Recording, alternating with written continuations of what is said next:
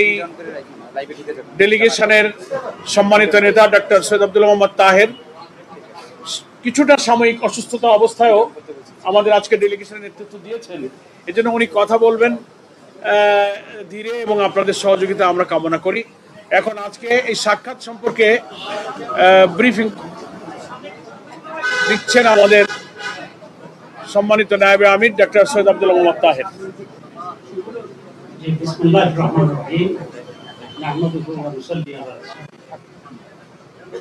সম্মানিত এবং প্রিয় সাংবাদিক বন্ধুগণ, আসসালামু আলাইকুম ওয়া রাহমাতুল্লাহি ওয়া বারাকাতুহু। আমি আল্লাহর রহমতে খুব ভালো আছি। আমেরিকায় একটু লম্বা সফর ছিল, একটু ডায়াবেটিকের ইমব্যালেন্স হচ্ছিল, সেই জন্য একটু হসপিটালে অ্যাডমিট করছি। আলহামদুলিল্লাহ সুস্থ আছি, আপনারা দোয়া করবেন, ভালোই আছি। আজকে আমরা এসেছিলাম কয়েকটি বিষয়ে মাননীয় চিফ অ্যাডভাইজারের দৃষ্টি আকর্ষণ করার জন্য এবং কিছু বিষয়ে আমাদের মতামত এবং করণীয়, এই সরকারের করণীয় সম্পর্কে আলোচনা করার জন্য।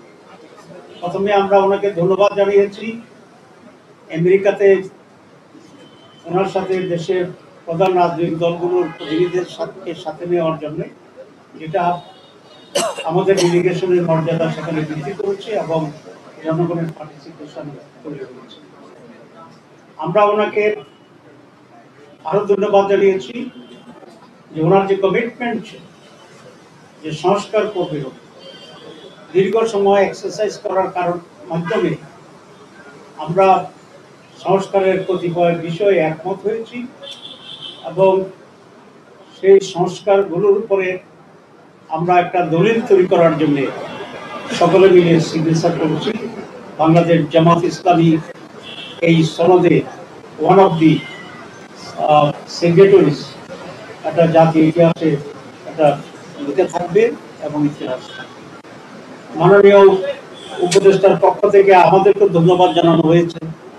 আমরা যেহেতু এখানে সিগনেচার করছি, তার এফর্টকে আমরা সমর্থন করছি। এই প্রসঙ্গে আমরা খুব দুটি স্পষ্ট কথা বলেছি যে দীর্ঘ কয়েক মাস ধরে বহু লোকের পরিশ্রমে, বিভিন্ন রাজনৈতিক দলের অংশগ্রহণে আমরা যে ঐক্যমত্যে পৌঁছেছি, বেসিক্যালি প্রায় ৮০-র উপরে সংস্কারে, তার ভিতরে বেসিক কতগুলো পয়েন্টস আছে যেটির সংখ্যা ১৯টির মতো, এবং এখানে আমরা সকলেই সিগনেচার করেছি। এখন যেটা প্রয়োজন সেটা হচ্ছে এটাকে আইনি ভিত্তি দেওয়া, এটাকে ইমপ্লিমেন্ট করা এবং এই সনদের মাঝে যেগুলো আগামী নির্বাচন সংশ্লিষ্ট সেগুলোকে আগেই পাস করিয়ে তার ভিত্তিতে নির্বাচন দেওয়া, সেটা ঠিক। আমাদেরকে এটা বলা হচ্ছে যে এটা যে সমস্ত পয়েন্টে আপনারা একমত হয়েছেন সেগুলো নিয়ে সনদ, এটা সাইন করুন। ইমপ্লিমেন্টেশনের ব্যাপারে আমরা আপনাদের সাথে একমত হয়ে সেটা আমরা করব। আমরা আজকে এটা বাস্তবায়নের জন্য ওনার দৃষ্টি আকর্ষণ করেছি। উনি আমাদের সাথে একমত হয়েছেন যে এটা বাস্তবায়ন যদি না হয় তাহলে এই পরিশ্রম তো পরিশ্রম ছাড়া কিছু না। সে কারণে উনি বলেছেন আমি যথাযথ উদ্যোগ নেব। আমরা সেখানে বলেছি একটি আদেশের মাধ্যমে এটাকে সাংবিধানিক মর্যাদা দিতে হবে।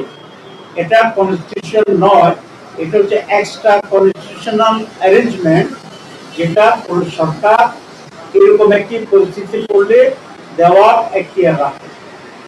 এবং উনি আমাদের সাথে একমত হয়েছেন যে একটা আদেশের মাধ্যমে এটা হবে। কারো কারো কাছে এটা কেউ বলছেন অধ্যাদেশ দেওয়ার জন্য, অধ্যাদেশ খুব দুর্বল।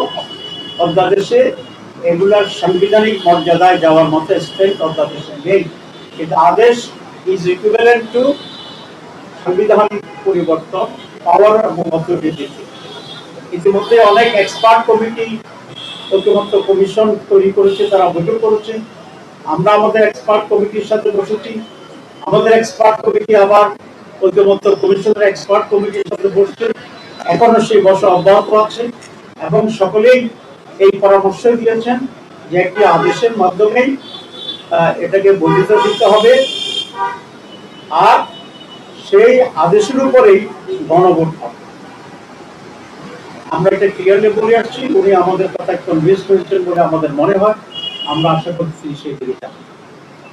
2 নম্বর, আমরা গণভোটের ব্যাপারে বলেছি, আপনারা জানেন গণভোটের ব্যাপারে বিএনপি কোনোভাবে রাজি হচ্ছিল না প্রথম দিকে। আমরা এটা জোর দিয়েছিলাম, কিন্তু শেষ পর্যন্ত বিএনপি গণভোটে রাজি হয়েছে। আমরা বিএনপিকে ধন্যবাদ জানাই।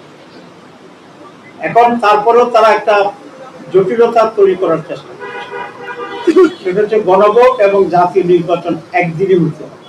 দুইটা একেবারে আলাদা জিনিস।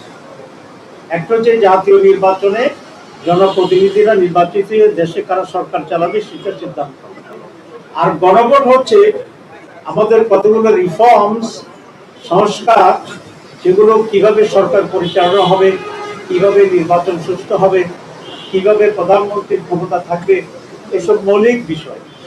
এটার সাথে এটার কোনো রিলেশন নেই। সেই জন্য আমরা বলেছি গণভোটের মাধ্যমে রিফর্মস কমিটি আলাদাভাবে এটাকে পাস করতে হবে। জনগণ যদি চায় রেফারেন্ডামে, জনগণ যদি হ্যাঁ বলে পাস হয়ে গেল, জনগণ যদি না বলে পাস হবে না, কারণ এটা জনগণই সর্বোচ্চ ক্ষমতা পায়। আর যদি জনগণ হ্যাঁ বলে তাহলে সেটার ভিত্তিতেই নির্বাচনের সাথে সম্পৃক্ততা আছে, যেমন আপার হাউস, তো আপার হাউস ইলেকশন হবে। এখন যারা বলছেন একসাথে হবে, তাহলে আপার হাউস ইলেকশন কখন হবে? এটা যদি পাস হয়ে যায় সে একটা জটিলতা। তারা বলছেন যে লোয়ার হাউসে যে ভোট হবে সেই ভোটকে আমরা গুনে আপার হাউসের গ্রুপ বানাবো। তো আপার হাউসে তো ভোটে হইল না, আপনি এক ভোট দিয়ে আরেকটা স্টেজ আপনি কিভাবে করতে পারেন? এটা আইনগত বৈধ নয়। কেউ যদি এটা চ্যালেঞ্জ করে এটা বাতিল হয়ে যাবে। এটা হচ্ছে আপনার বাচ্চা হওয়ার আগে নাম রেখে দেওয়ার অবস্থা, ছেলের নামে আপনি জানেন না, ঠিক আছে? তো ততক্ষণ পর্যন্ত তো আপনার আপার হাউস হইলেই না ভোট পর্যন্ত, তো আপনার কাকে ভোট দিতে পারবেন? সেই জন্য এগুলো একটা, আবার যেহেতু তারা গণভোট চায় নাই, জনগণের চাপে সেন্টিমেন্ট দেখে তারা রাজি হয়েছে, কিন্তু প্যাঁচ একটা লাগাই রাখছে। আবার আমরা বলে আসছি যে কোনো প্যাঁচ এখানে আমরা বুঝি না। সহজ সরলভাবে গণভোট আগে হইতে হবে, আলাদা বিষয়। এটা যদি হ্যাঁ হয় এর ভিত্তিতে নির্বাচন, এটা যদি না হয় এটা মাইনাস করে নির্বাচন, খুব সোজা জিনিস। এখন প্রশ্ন তুলেছে তারা যে সময় আছে কিনা। সময় আছে, আপনারা জানেন 2টা গণভোট হয়েছে বাংলাদেশে, 3টা হয়েছে। এর মধ্যে একটা হয়েছে 21 দিনের ব্যবধানে, একটা হচ্ছে 17 দিনের ব্যবধানে। আমরা বলেছি নভেম্বরের লাস্টে গণভোট করেন, প্রায় 1 মাসের বেশি সময় আছে। তারপরে আরো 2.5 মাস থাকবে জাতীয় নির্বাচনের জন্য। সুতরাং এখানে সময়ের কোনো সমস্যা না। প্রশ্ন তোলা হয়েছে অনেক খরচ হবে না, অনেক খরচ হবে না।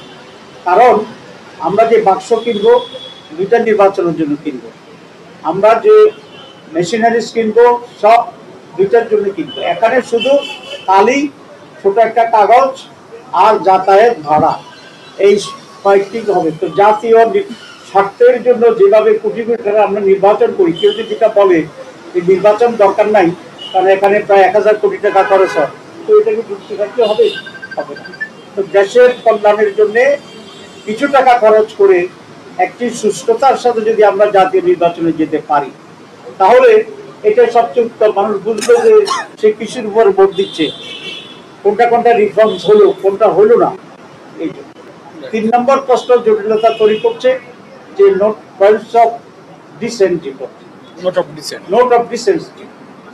তো নোট অফ ডিসেন্ট বা পয়েন্ট অফ ডিসেন্ট যেটা আছে, এটা রেফারেন্ডার কোনো সাবজেক্ট হতে পারে না। যেমন আমরা 31টি দল আলোচনা করেছি, 29টি আমরা একমত হয়েছি, সেটাই তো সিদ্ধান্ত হয়েছে। 2 দল বলছে আমরা মানি না, তার সিদ্ধান্ত তো হয়েছে একটা, আপনার সিদ্ধান্তের সাথে দ্বিমত, এটাই তো নোট অফ ডিসেন্ট। তো যেটার সিদ্ধান্ত এটার উপরে রেফারেন্ডাম হবে। একটা দল মানি না, 2টা দল মানি না, এটার উপর তো রেফারেন্ডাম হতে পারে না।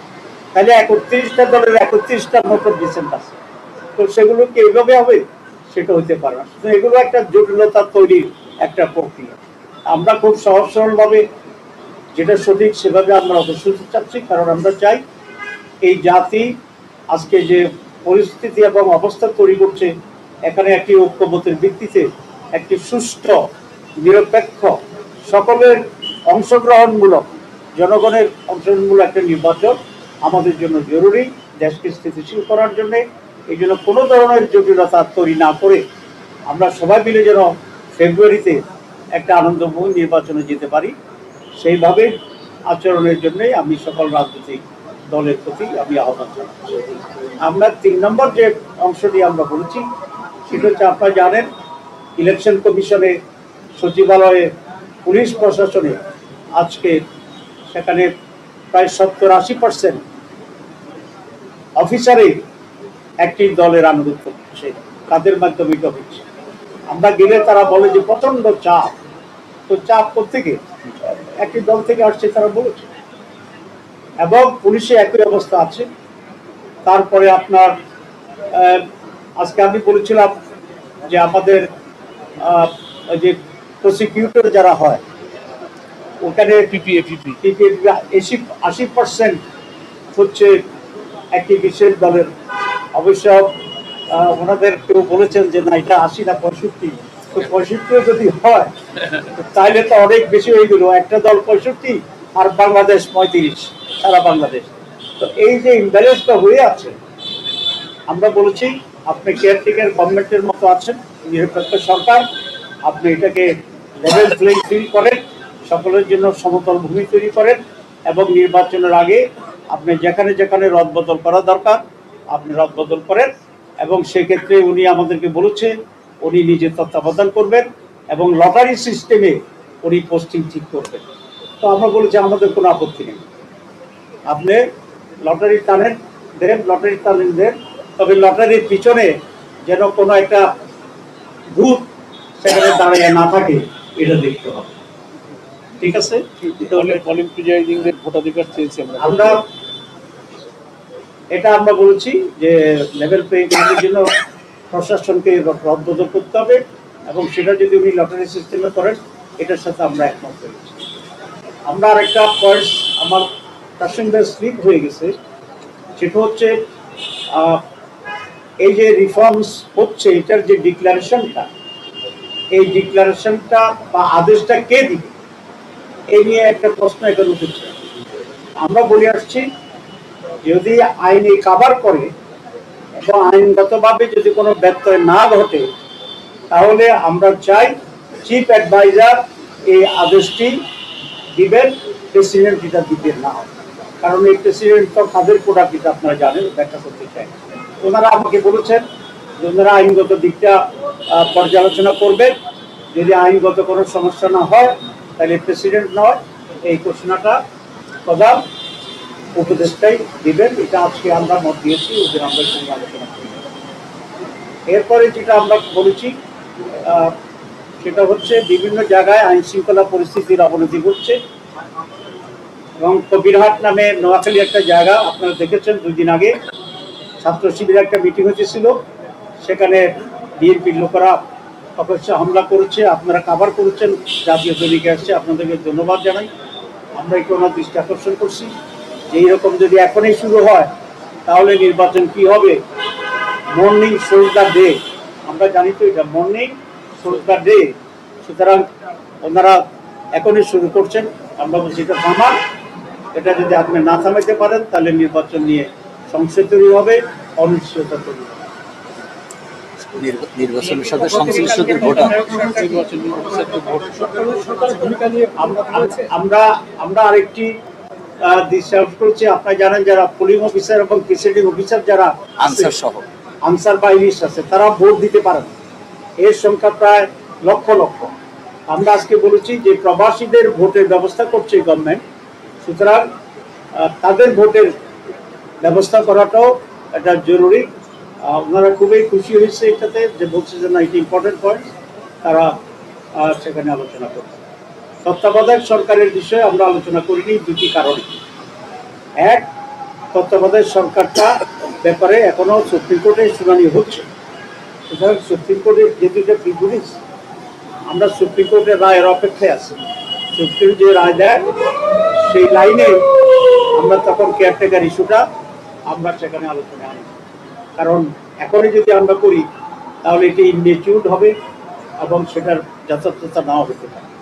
আমরা মনে করি এই গভর্নমেন্ট এখন যে ইন্টারিম আছে তারা এখন ইন্টারিম থাকবে, যদি কোনো ব্যত্যয় না হয় সুপ্রিম কোর্টের অর্ডারে, তাহলে এই সরকারেই কেয়ারটেকার সরকারের ভূমিকা পালন করবেন, এটা আমরা আশা করি। এবং সেই হিসাবে তারা যথার্থ ভূমিকা সেখানে নেবে। সরকারের উপদেষ্টাদের নিরপেক্ষতা নিয়ে কোনো প্রশ্ন তুলেছেন কি আপনারা? অবশ্যই প্রধান উপদেষ্টা আমাদের বক্তব্য খুবই শুনেছেন। আমাদের ধারণা যে আমাদের যুক্তি কনভিন্স হয়েছে। উনি আমাদের যুক্তিকে বিরোধ দিচ্ছেন বলে আপনি মনে করেন। এর আগে আপনি একটি আর আমরা সরকারের যারা উপদেষ্টা তাদের ব্যাপারে বলেছি, সকলের ব্যাপারে নয়।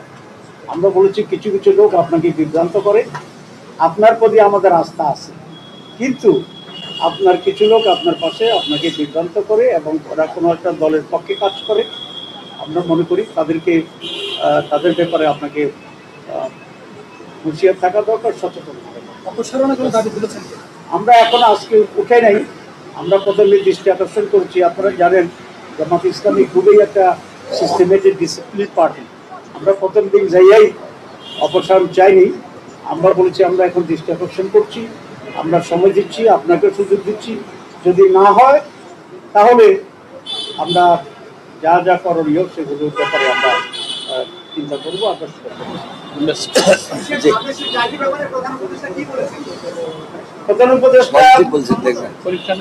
প্রধান উপদেষ্টা বলছেন যে উনি এগুলো নিয়ে গভীরভাবে চিন্তা ভাবনা করছেন এবং যেটা উত্তম হবে সেটি উনি করবেন ইনশাআল্লাহ।